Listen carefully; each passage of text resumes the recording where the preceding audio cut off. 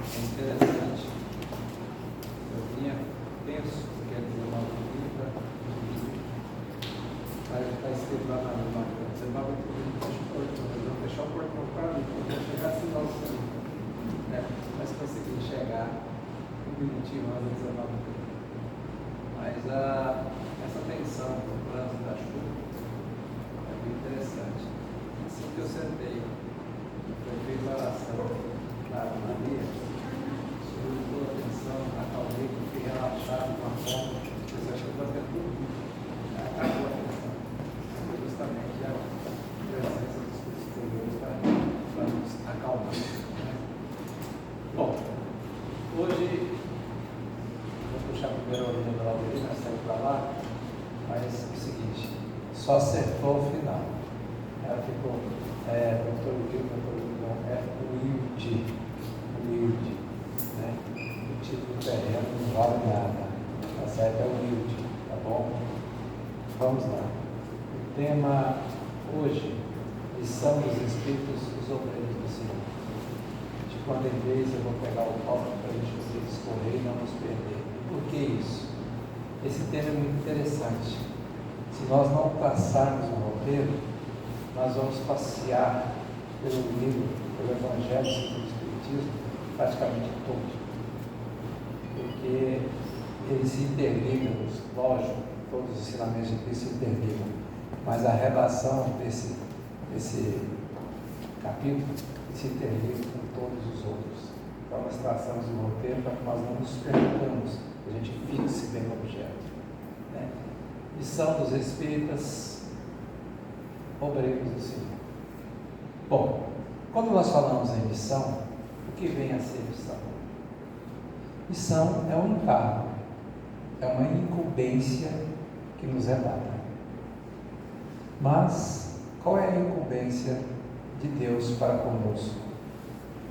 Segundo está escrito, essa incumbência é o envio de Deus, né, para que nós atendamos a um propósito. E qual é esse propósito? Para que nós possamos proclamar o amor e possamos proclamar a boa nova. E essa boa nova nada mais é do que o Evangelho, do que as palavras de Cristo.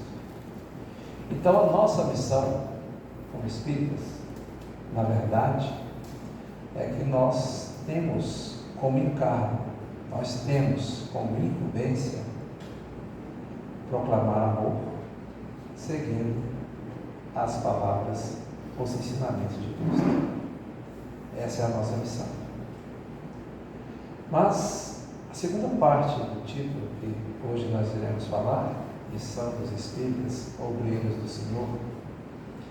Essa expressão obreiros do Senhor, ela é cunhada, ela é fixada, né, no texto do Evangelho segundo o Espiritismo, por um espírito de verdade em 1862. Essa expressão obreiro do Senhor é cunhada aqui no Evangelho, pelo denominado Espíritos de Verdade, em 1862. Mas o que ele escreve no texto para dizer sobre o que é obreiro do Senhor? Vejam bem. Isso está no capítulo 20, no item 4. Aqueles que houverem trabalhado no campo do Senhor com desinteresse e sem outro motivo, senão a caridade. Vejam bem. Trabalhar no campo do Senhor. Qual é o campo do Senhor? O campo do Senhor, será que é meramente um mundo material? Ou será que o campo do Senhor é muito maior do que isto? Será que o campo do Senhor abrange também o nosso mundo espiritual? Na verdade, nós já estudamos, é por isso que eu falo que a gente vai passeando, né? Nós já estudamos, né, que a felicidade não é deste mundo e que o mundo, a nossa vida é a vida eterna, é a vida espiritual. Então o campo do Senhor é o campo do amor, e o amor nós vamos atingir apenas quando nós estivermos como seres evoluídos, como espíritos evoluídos. Então, o campo do Senhor é justamente a nossa atividade em busca do amor, em busca do ensinamento pleno de Cristo. Mas aqui fala, sem nenhum interesse, senão um motivo pela caridade. Aí nós vamos ter que voltar àquelas situações que nós estudamos em livros anteriores. Nós estamos aqui para quê? Nós estamos aqui por quê? Nós estamos aqui porque somos seres falhos. Lembra-se? Nós encarnamos para nos melhorar. A gente vai enquadrar na reforma íntima daqui um pouco. Nós reencarnamos para aprendermos. Para aprendermos o quê? Aprendermos a amar, aprendermos a ser do bem, fazer o bem. Mas aqui o texto então diz que neste mundo material em que vivemos, que estamos então aprendendo, né, ele está nos dizendo que devemos agir sem desinteresse. Ou seja, todas as nossas ações deverão ser voltadas para a nossa evolução espiritual, para a prática do bem. E a prática do bem nos vai levar ao quê? A um amor em sentimento e o amor em ação, que é a caridade. Por isso que fala com desinteresse e sem outro motivo, senão a caridade. E por que eu frisei? Essa questão de reencarnarmos e estarmos aqui para nos aperfeiçoar, para melhorar, para aprendermos verdadeiramente com Cristo, em Cristo. Porque também no mesmo item, quando se fala sobre os obreiros do Senhor, sobre a conceituação dos obreiros do Senhor, ele coloca assim: renascerão, mas comumente em período de transição do planeta, para cooperar na obra de regeneração. Ou seja, aqui estamos para aprender, vamos voltar lá no Evangelho, no mundo de provas e expiações. Nós estamos passando por provas e expiações, estamos aprendendo. É por isso que muitas vezes a gente diz assim, quem não aprende pelo amor, aprende pela dor. Por isso que existe o bendito sofrer, o bem sofrer e o mal sofrer. Vocês já estudaram sobre isso alguns dias atrás aqui no Evangelho. Então, o que ocorre? Nós estamos aqui para justamente aprender e participarmos da evolução do nosso planeta, ajudar nessa evolução, esse mundo de regeneração. Então, essa é a situação do obreiros do Senhor, segundo o texto. Mas, se nós formos observar então, o que acontece? Quando o texto nos coloca dessa forma, ele está nos dizendo o seguinte, que nós somos agentes de transformação. Nós somos agentes de transformação.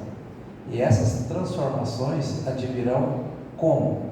Advirão através do nosso aprendizado, da nossa evolução espiritual e da exteriorização desse aprendizado. Essa exteriorização desse aprendizado são o quê? Os atos de amor que nós faremos, sem interesse algum, em prol do próximo. Em prol do próximo. Por isso que também se diz aqui, agente de transformação e amor, um senso desinteressado na obra da renovação da humanidade, seguindo os exemplos de Jesus. Vejam bem, aí começou a complicar, Começou a complicar. Perceberam a nossa pequenez? Desinteressado, amor, seguindo os exemplos de Jesus. Porque Jesus nos ensinou através de exemplos. Se nós começarmos então a raciocinar, será que eu estou seguindo os exemplos de Jesus? Vamos continuar. Mas eu tenho que observar o seguinte, que os obreiros do Senhor, né, somos nós, nós temos alguns aspectos em nossas missões. Eu elenquei alguns aspectos aqui para comentar com os senhores. Certo? Nós temos alguns aspectos em nossas missões. Vejam bem. Qual o primeiro aspecto da nossa missão? Reforma íntima.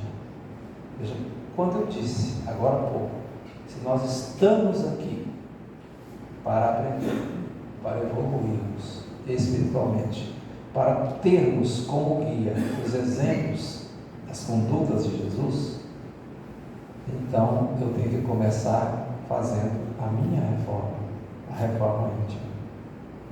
E para essa reforma íntima, por isso que eu falei que nós iremos passear um pouquinho e nós não poderíamos nos perder, por isso que eu fiz os tópicos para a gente não se perder. Se nós formos passear um pouquinho nessa reforma íntima, a primeira coisa que nós devemos compreender para nos reformar, para que melhoremos, é o autoconhecimento. A primeira coisa é o nosso autoconhecimento. Como vamos corrigir os nossos vícios, defeitos, os nossos erros, se nós não voltarmos para nós mesmos e nos autoconhecer? Porque o primeiro passo para que nós possamos melhorar como obreiros do Senhor, que um pouco os senhores iremos aprofundar um pouquinho mais com referência a isso, para podermos melhorar, o primeiro ponto, o primeiro passo dessa nossa reforma é admitir, é reconhecer os nossos erros. Depois que nós reconhecemos os nossos próprios erros, nós partimos para o segundo momento, que é justamente corrigir os nossos erros. Vou dar uma paradinha.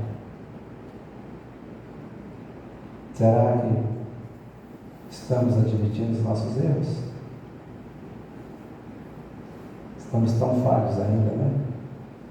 A gente sequer consegue admitir os nossos erros, na maioria das vezes. É muito comum para nós, na faixa de evolução que nós estamos, o que eu costumo chamar de terceirizar erros, terceirizar culpa. Porque o marido meu fez isso e fez aquilo.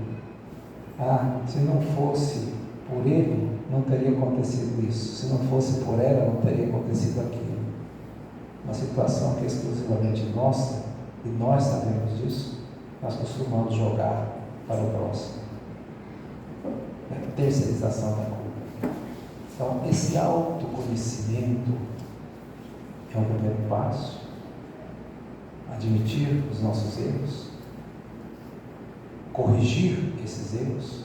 E quando nós fazemos isso, nesse primeiro aspecto de nossa missão como espírita, o que nós estamos fazendo? Nós estamos evoluindo, estamos melhorando. Aí então, com essa nossa melhoria, a gente começa a espargir, começa a difundir pela coletividade. Vocês já perceberam o quão bom é nós encontrarmos uma pessoa educada, que não se altera, que nos trata bem, etc. E às vezes a gente está sendo grossa com essa pessoa, sendo cruz com essa pessoa mantém ainda a fineza, a gente se envergonha e aí abaixa a bola. O que é isso daí? Ele começou a espargir. Aí a reforma íntima, a reforma interior dele, começa a influenciar na coletividade. E esse resultado da coletividade, a próxima geração, até mesmo nós, quando voltarmos para podermos continuar o nosso estudo, o nosso aprendizado, que a gente tomou bomba na quinta série, vai voltar a fazer a quinta série, né? Então, quando nós retornarmos, nós encontraremos uma situação já um pouco melhor e aí usufruiremos dessa situação. Mas isso é um primeiro aspecto. Então vejam bem, a reforma íntima, ela não é só para você, ela vai para a coletividade e influencia a coletividade. Basta observar, se a gente chegar em um ambiente onde alguém traz uma situação irritadiça, a pessoa está irritada, está nervosa, no instante a gente está irritado, nervoso também. É ou não é? Então, começa com a gente e vai para o próximo. Mas o outro ponto que eu anotei, e que obviamente é a síntese, né, do texto que nós lemos, em determinado momento, inclusive o Lorena deu, ide e pregai, né? Ide e pregai, é a expressão utilizada. É a divulgação da doutrina. Essa divulgação da doutrina é justamente o seguinte: olha, vamos difundir os ensinamentos de Jesus. Essa é uma missão. Mas e por que iremos difundir? Vejam bem, porque na reencarnação, na nossa reencarnação, nós estamos admitindo, né, voltando lá para os ensinamentos anteriores, que quando a gente reencarna, a gente faz um contratozinho lá com o Senhor, fala, não, eu vou lá, até brinco, né, com a minha esposa, você vai casar com a diva. Aí eu falei com ele, assim, Senhor, eu vou casar com a diva, pai, o Senhor está me dando 150 litros de paciência, me dá 200, né? Então, naquela hora que a gente faz esse contratinho, a gente admite que devemos voltar aqui para reencarnar, vocês riram, né? Porque vocês já estão com 250 litros de paciência com o outro, vocês estão juntos. Então, mas quando a gente faz esse compromisso, reencarna para poder aprender, né? O que nós estamos fazendo? Vamos começar a analisar a justiça divina, a bondade divina, o porquê dos sofrimentos, por que eu estou passando por isso, por que eu estou passando por aquilo.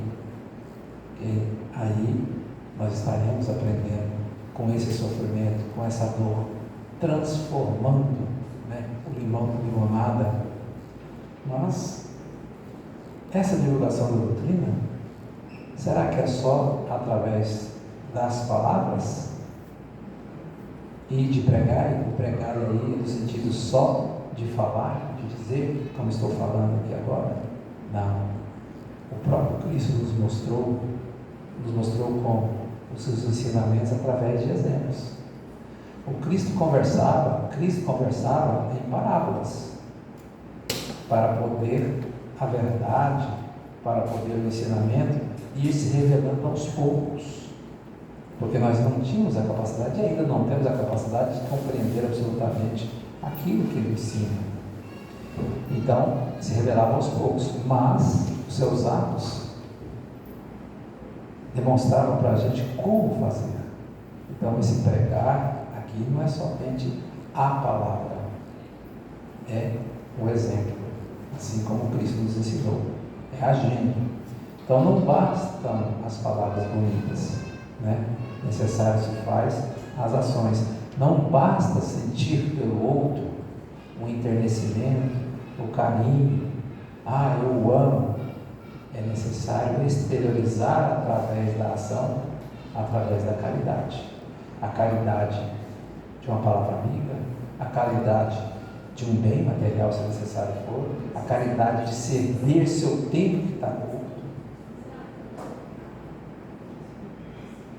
Mas, voltando, então por isso que um dos aspectos, né, um outro aspecto de nossa missão é o trabalho e a caridade. Mas que trabalho é esse?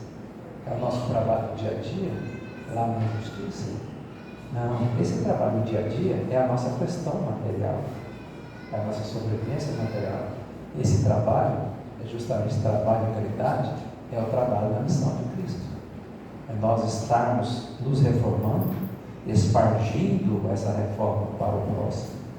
É nós estarmos melhorando e fazendo com que o próximo também evolua junto com a gente traga também. Mas eu observo que aqui, por exemplo, o que está acontecendo? Nós estamos falando sobre o Evangelho segundo o Espiritismo. Nós estamos nos reunindo para quê? Para estudar as palavras e os ensinamentos, né, que estão escritos aqui. Então, um dos aspectos da missão também é justamente esta, a evangelização. Quando evangelizamos, o que acontece? Nós começamos a aumentar a nossa fé. E quando a gente aumenta a fé, nós começamos a compreender um pouco mais o que seria o amor e começamos a agir com amor. Os senhores já perceberam o quão é importante nós, por exemplo, evangelizarmos as crianças, colocarmos as crianças para conversar com Deus? Porque nós, que estamos mais velhos, podemos mudar e mudaremos, afinal de contas, é um dos aspectos da nossa missão. E se não mudarmos, vamos voltar quantas vezes for necessário. Mas, e a criança? A criança, ela está em formação. A nossa responsabilidade é muito grande. É muito grande. Então, a evangelização não é única e exclusivamente para nós. Essa evangelização que nós estamos fazendo aqui não é só para nós. O mais importante do que nós aprendermos e compreendermos é fazermos com que essas crianças, elas consigam também compreender os ensinamentos de Cristo. Vocês já pensaram num carro? Às vezes é o mesmo carro, né? Mas daí 10 anos, o outro carro de 10 anos posteriormente não é melhor que o primeiro? É ou não é?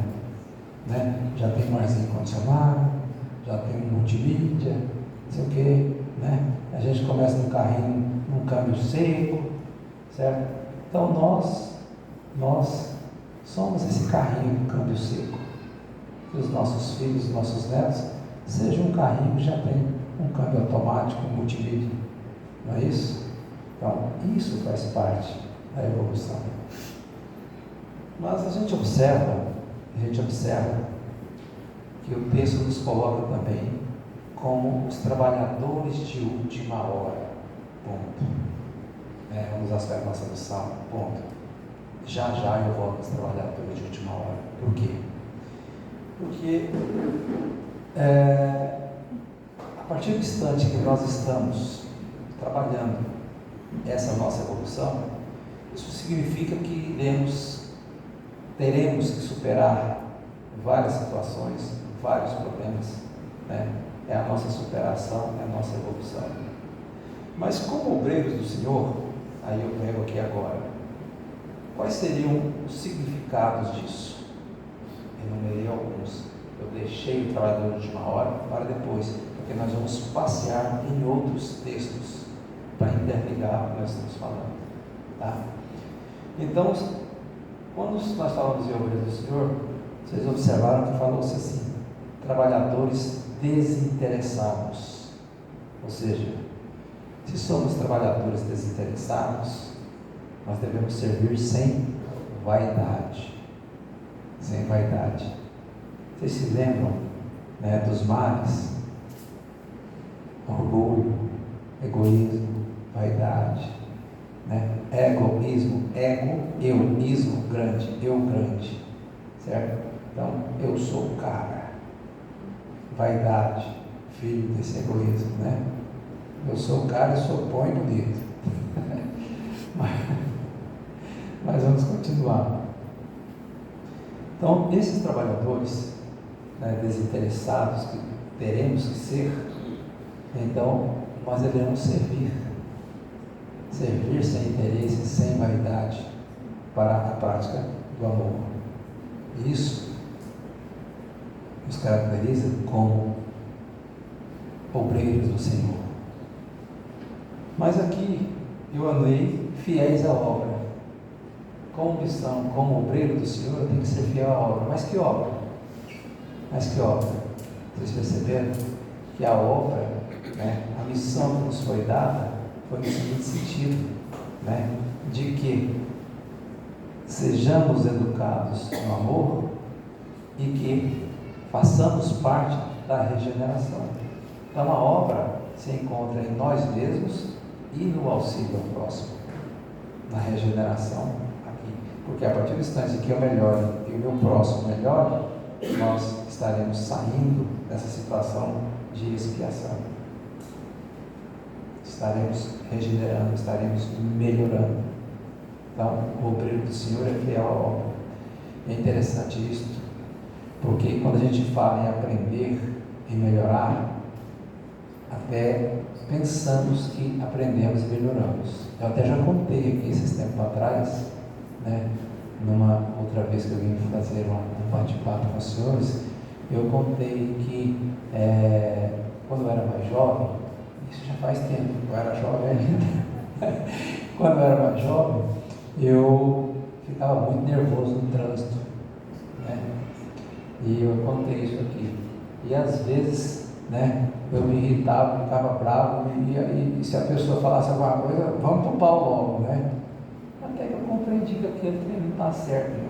Mas eu só compreendi o dia que eu quase sofri, né? Porque eu levei uma fechada, xinguei o caboclo, e eles me xingaram de volta, e vai daqui, vai dali, me fecharam. Desceu 4 homens, cada um dava 2 de mim. Eu olhei assim e falei, agora lascou. Certo? Agora lascou mesmo. Vou perder até a catinga de homem. Certo? Mas nisso Deus é tão bom para poder eu refletir. E tinha lá uns pedreiros no prédio, construindo um prédio. Eles subiram em cima do muro lá de tapume e falaram assim, o que é isso? 4 contra um só? Aí eles ficaram assim sem graça e começaram a sair, graças a Deus, né? Graças a Deus. Então naquele dia eu pensei, eu estou errado. E fiquei calmo, né? Mais calmo, e vim trabalhando isso. E eu pensei, né, que eu já estava bem melhor, porque eu não estava xingando mais a Adelina, agora só me irritando, né? E não, igual agora, por exemplo, eu estava bem irritado, né?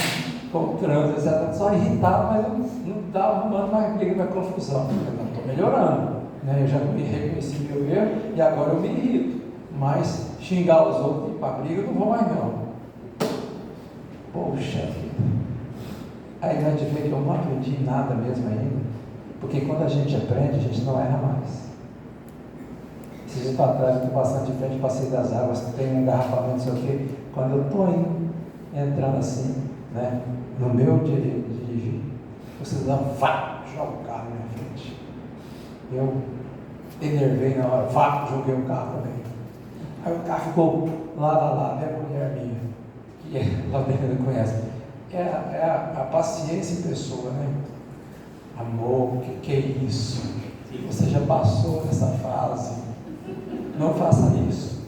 E eu empurrado, rapaz, não deixei o carro entrar de jeito nenhum, fui embora.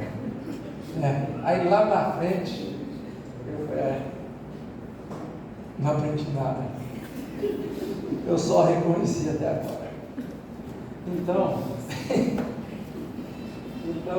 é sério, gente. É sério, tem a ver. Né? Então, o que acontece? Esse ser fiel à obra é justamente nós, né, trabalharmos a nossa reforma, trabalharmos para esse ser individual e coletivo e atingir o servir com caridade. Inspirados pelo Espírito Superior, é a última situação, né? Nós estaremos sempre orientados, inspirados pelo Espírito Superior. O que aconteceu comigo? Eu estava inspirado porque tinha algum danado buzinando lá. Vai. Aí eu fui. Certo? Aí eu fui. Então, eu não tive o meu domínio próprio. Né? Não tive o meu domínio próprio. Que vergonha. Mas eu tenho que contar para vocês que eu da vez passada eu bati papo aqui. E agora eu percebi que eu não melhorei foi nada. Eu não melhorei foi nada. Mas vamos lá, vamos voltar. O senhor sabe que todas as vezes que me acontece isso no trânsito, eu lembro do senhor. Quando eu for chegar, eu lembro dessa que eu falo, nossa, eu estou doido. Pois é, esse negócio eu lembro, só lembro da vez passada, de agora você não vai lembrar não, então. E agora foi feio. E aí o duro disso, justa está vendo aí o tal da coletividade, esse partido, o duro é o seguinte, aí você está andando, a minha esposa veio assim, amor, você não acha que você já passou dessa fase? Ah, rapaz, isso dói muito mais, né? Até ela não tapa na minha orelha, né? Entendeu? Então aí é o tal, né, da gente estar auxiliando o próximo, ela está fazendo um ato de caridade para que eu possa evoluir, melhorar, né? Ainda bem que eu não briguei com ela, que eu consegui, Fernando, eu preciso até com ela brigar, não posso, né? Baixei a bola, murchei, fiquei quietinho, etc. Mas infelizmente eu percebi que eu não estou muito bom ainda não. Mas vamos lá. Mas prosseguindo, eu falei agora há pouco sobre justamente trabalhador de última hora. Por que nós falamos isso? O texto, ele começa no capítulo 20, os últimos serão os primeiros. Então, os primeiros serão os últimos serão os primeiros. Mas por que isso? Porque se eu estou passando o horário, eu estou no horário ainda. Tá? Então, por que isso? Os últimos serão os primeiros. Porque, na verdade, quando a gente vai lá para a parábola dos trabalhadores da vinha, quando a gente vai lá para a parábola das bodas, né, para recordar, vocês estudarem, eu vou ser mais rápido, eu ia até ler as parábolas, mas não vou mais, vou só explicar. Né? Então, quando nós estamos falando sobre isso, né, trabalhadores de uma hora, o que a gente observa? Nos trabalhadores da vinha, o campo, né, o campo que está sendo cultivado, é esse campo que nós vivemos. Né? Então, Deus está nos cultivando, certo? E os trabalhadores de última hora, vocês se recordam, né, que o primeiro recebeu um denário e vai, até que ele pergunta para o da última forma, mas por que vocês, né, não estão trabalhando? Nós não tivemos ainda a oportunidade, não fomos contratados ainda, né? Então venham trabalhar. E após o trabalho, quando foram fazer o acerto, esse senhor fez o acerto pagando a mesma quantia para cada um. E a pessoa se insurge, né? Os cristianos, mas não está justo, não está adequado, né? Porque eu trabalhei mais e o outro que trabalhou menos está recebendo o mesmo tanto. E aí a resposta é, né, você foi contratado por um denário para fazer o seu trabalho. E eu também o contratei por um denário. Parece justo, mas vejam bem, é a produção divina. Às vezes, eu vou receber um denário também na minha missão, no meu trabalho. Mas, por exemplo, um outro que conseguiu com menos tempo produzir o mesmo tanto que eu produzi durante anos e anos. Ou seja, ele evoluiu mais no trabalho, ele produziu mais, mas o trabalho aqui é o trabalho do Cristo. O nosso trabalho aqui é a evolução do amor. Então, por que nós estamos falando isso? Porque, na verdade, né,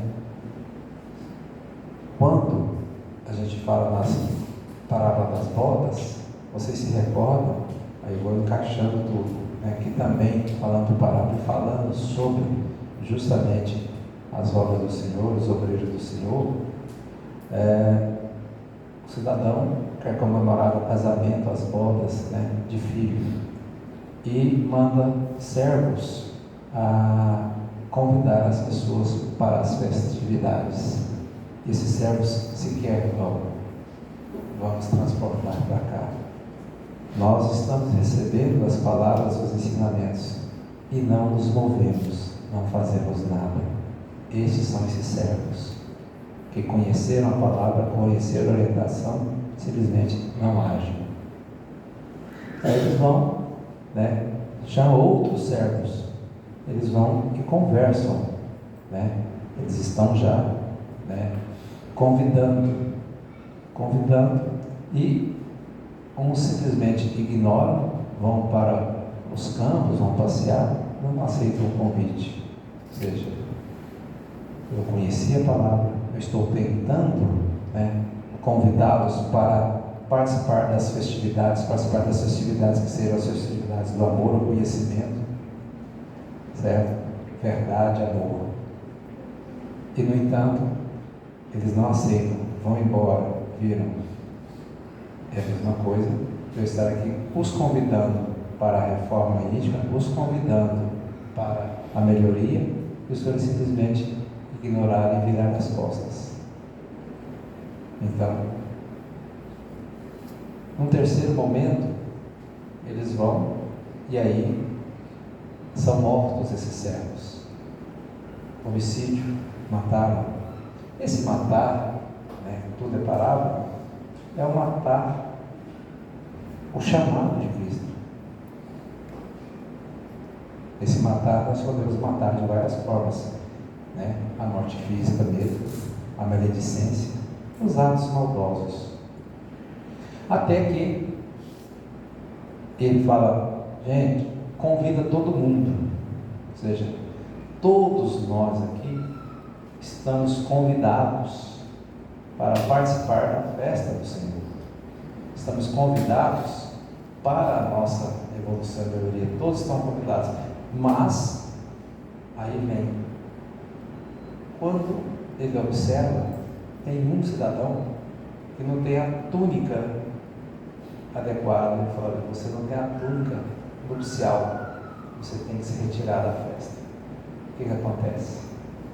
Todos nós estamos convidados, mas a túnica que nós devemos vestir, a roupa que nós devemos vestir, é justamente a roupa do amor, justamente a roupa da evolução moral, o amor em sentimento, o amor em ação.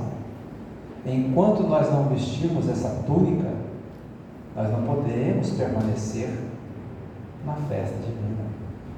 Nós teremos que sair para quê? Para continuar o nosso aprendizado. Vamos tecer a nossa túnica aí, certo? Vamos tecer a nossa túnica. Então, os senhores observam que os primeiros trabalhadores, segundo o texto, foram os profetas, vieram os filósofos, vieram os criadores da igreja, etc. Essas pessoas todas que vieram com orientação. Mas aí ele nos indica que os últimos são chamados espíritas, os obreiros do Senhor. Então, os últimos trabalhadores, o que significa? Nossa responsabilidade é grande, moçada. Nossa responsabilidade é grande. Porque esses últimos a serem chamados, certo? São justamente o que? Onde estão se depositando, essas missões tão relevantes. Mas por que será? Queira ou não queira, gente, aquele que primeiro tomou conhecimento e nada fez, pelo menos nós soubemos que ele tomou conhecimento, ou seja, de alguma forma foi repassada para a geração seguinte. Os outros começaram a pregar, começaram a profetizar, começaram a falar, também deram um passo. Quando começa a se organizar para se difundir, isso é outro passo. Quando começa-se a se filosofar, a mostrar as filosofias, a ciência do porquê, a mostrar o porquê disso, o porquê daquilo, isso é uma evolução. Então, isso vem acontecendo. Agora nós estamos chegando como obreiros de última hora, assim como lá da vinha chegamos de última hora, porque nós somos chamados agora, para quê? Para poder participar. Participar como? Agindo, executando como os ensinamentos de Cristo. E se eu for trazer para este momento, tirando os textos, eu peguei o capítulo 20, falei a parábola das bodas, parábola da vinha, falei em regulamento, várias interligações aqui bem rapidamente. Mas se nós chegarmos para este momento agora, se eu esquecer agora, essas redações, vamos pensar um pouquinho. Será que eu estou sendo verdadeiramente um obreiro do Senhor? Estou verdadeiramente cumprindo a minha missão? Vamos pensar. Eu sou autoridade. Eu estou cometendo atos justos ou injustos? Eu tenho o ouro, eu tenho posses, Será que eu estou dominado pela usura? Ou eu transformo essa riqueza material em meu benefício e benefício do próximo?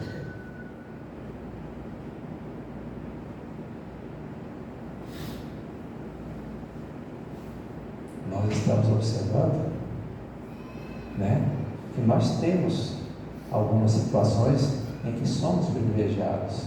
Eu tenho o conhecimento, mas esse conhecimento transformou-se em vaidade, ou não? Cada um de nós tem aí uma benesse que nos é concedida para que nós possamos utilizar essa benesse não só em nosso favor, mas em favor da evolução. Pensem com vocês. Então, se nós estivermos, se eu sou autoridade, estou tentando agir justo, estou procurando ser obreiro do Senhor. Se eu tenho posses, mas a minha posse não é só para a minha usura, eu estou sendo obreiro do Senhor.